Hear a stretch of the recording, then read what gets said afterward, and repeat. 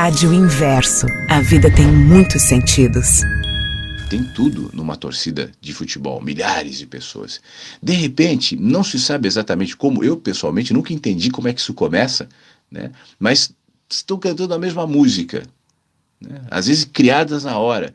Eu fico pensando, só pode ser um começa a cantar, o outro está do lado, ouve, canta igual, agora é a voz de dois, chega um pouco mais longe, o terceiro, o quarto, o quinto ouvem e reproduzem aquilo que agora já tem a voz de 10, e daqui a pouco a voz de 10 vai ser a voz de 50 mil. E pessoas absolutamente diferentes, com a mesma dança, o mesmo canto. Isso para falar uma coisa legal, o canto, para não dizer quando começam a brigar, né? Dois brigam por alguma razão, entra um terceiro, o quarto vê aquilo, vem para cima, isso vai alimentando, daqui a pouco você vê um monte de gente brigando na torcida. O comportamento vai se irradiando e não se sabe exatamente por quê. Cada um, ao ser questionado, vai ter uma razão, uma explicação, uma causa, uma justificativa, mas de fato ninguém sabe. Ou ninguém para pensar que aquilo começou justamente na irracionalidade das massas. Por isso, o comportamento das massas é absolutamente interessante para quem quer poder, né? Para quem quer poder. E como eu dizia agora há pouco, as massas não são movidas ou são menos estimuladas por movimentos virtuosos ou nobres, né?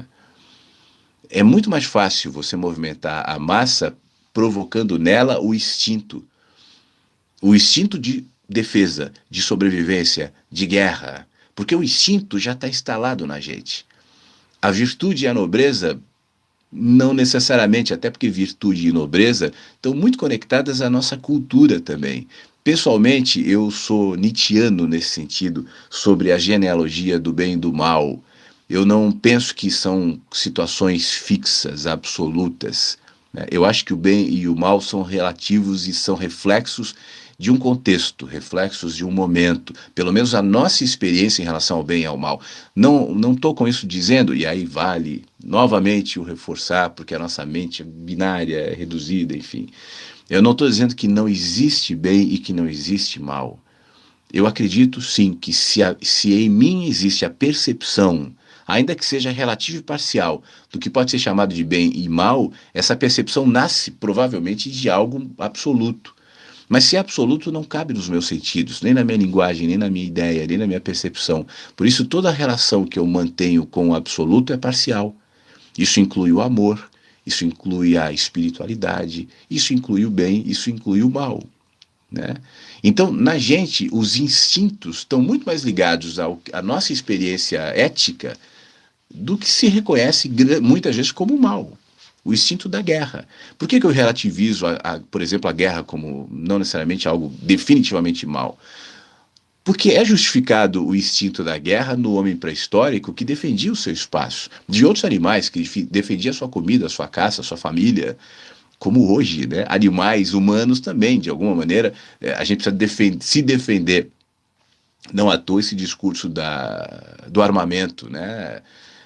As pessoas, não só no Brasil, isso está se discutindo nos Estados Unidos também, ter armas, né? Resolve ou não resolve, ajuda ou não ajuda? Não haveria esse debate se não fosse a necessidade de se defender, que é estimulada pelo medo. E aí a gente entra num outro ponto que eu vivo falando aqui no programa. Alguns dias eu fiz um programa inteiro falando sobre isso, a indústria do medo, né? Presente no jornalismo, no entretenimento, entre agora em qualquer site de notícias desses mais conhecidos e dá uma espiada ali quais são as notícias mais lidas e você vai ver que é medo. As pessoas compram isso. A imprensa e os jornalistas dizem é que isso vende. E eu preciso de curtidas. Hoje a lógica, obviamente, até dos portais de notícias são bem diferentes das lógicas dos jornais, né? Os jornais tudo bem, assinantes, leitores, enfim, mas hoje a resposta é muito imediata. E esse imediatismo é muito mais uma pulsão, é muito mais uma reação do que um processo mais consciente que levaria, por exemplo, alguém a assinar ou comprar um jornal. A decisão é mais lenta. Para isso é necessário mais embasamento. A curtida, a visualização, não. Para que eu chame as pessoas para visualizarem um vídeo, um site, um jornal, alguma coisa, eu preciso de algo chamativo. E E esse chamativo hoje, amanhã, vai perdendo o apelo. Então, eu vou precisando criar apelos cada vez mais contundentes, espetaculares, né?